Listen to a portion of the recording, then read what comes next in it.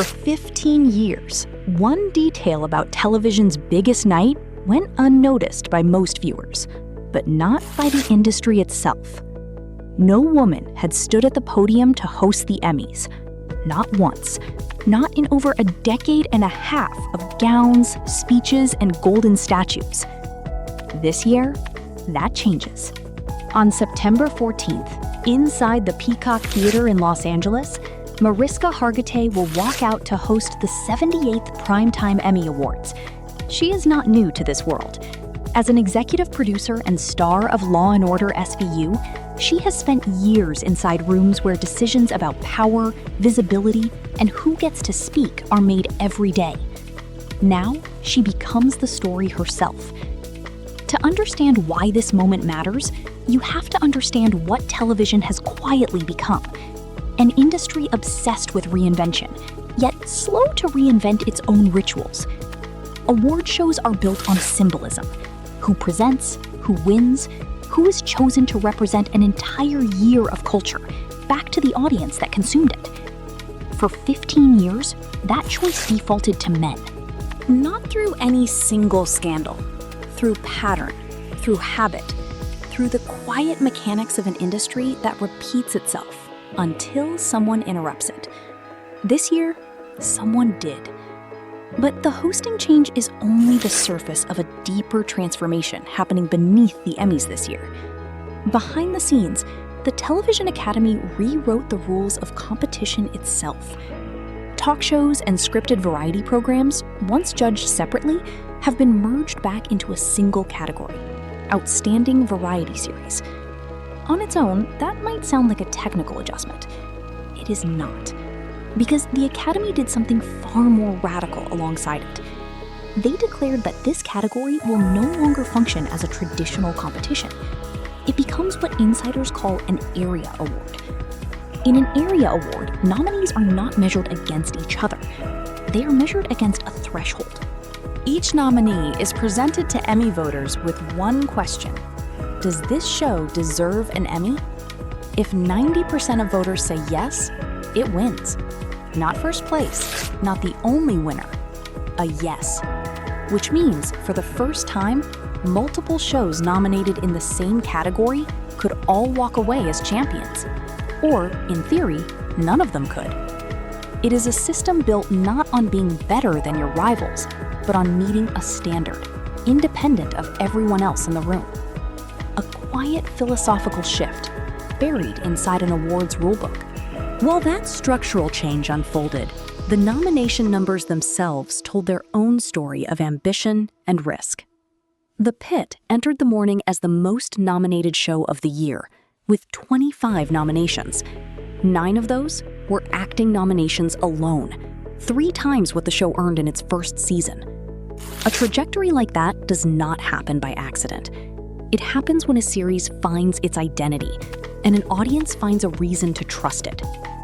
Close behind, Hacks collected 24 nominations, continuing a run that has made it one of the most consistently recognized comedies on television. Then came Widow's Bay, the Apple TV freshman drama, with 19 nominations, an extraordinary number for a first season. At the center of that show's success stood Matthew Rhys, nominated not once, but twice, also recognized for his work in the limited series The Beast in Me. 2 performances, 2 different roles, one actor carrying both. Apple's other breakout, Pluribus, added 18 nominations of its own, including a lead actress nomination for Rhea Seehorn and a supporting actress nomination for Carolina Wydra. Beneath these totals lies something the industry rarely says out loud. Every nomination is also, quietly, a rejection of someone else. Nowhere was that more visible than in the lead actor comedy category. For 3 consecutive years, that seat belonged to Jeremy Allen White for The Bear. This year, it did not. In his place, Yahya Abdul-Mateen II earned a nomination for Wonder Man, breaking a streak few saw ending.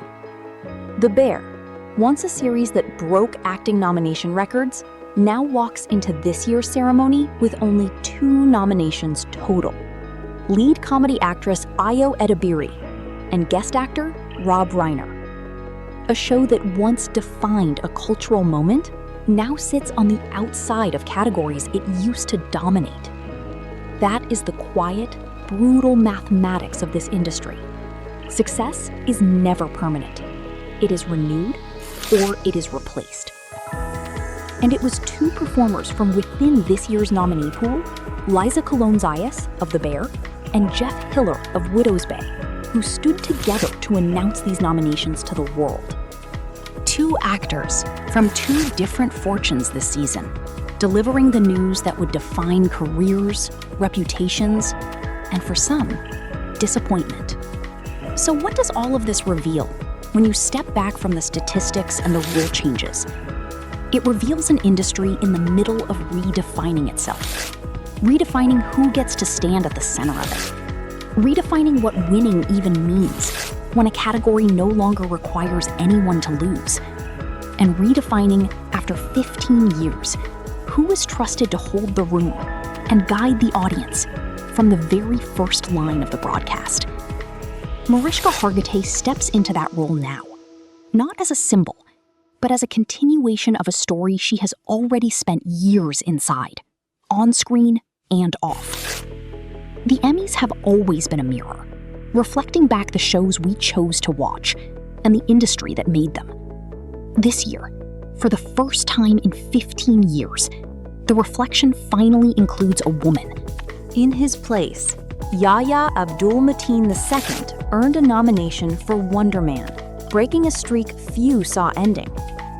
The Bear, once a series that broke acting nomination records, now walks into this year's ceremony with only 2 nominations total. Lead comedy actress Ayo Edebiri and guest actor Rob Reiner. A show that once defined a cultural moment now sits on the outside of categories it used to dominate. That is the quiet, brutal mathematics of this industry. Success is never permanent. It is renewed or it is replaced. And it was two performers from within this year's nominee pool, Liza Colón-Zayas of The Bear and Jeff Hiller of Widow's Bay, who stood together to announce these nominations to the world.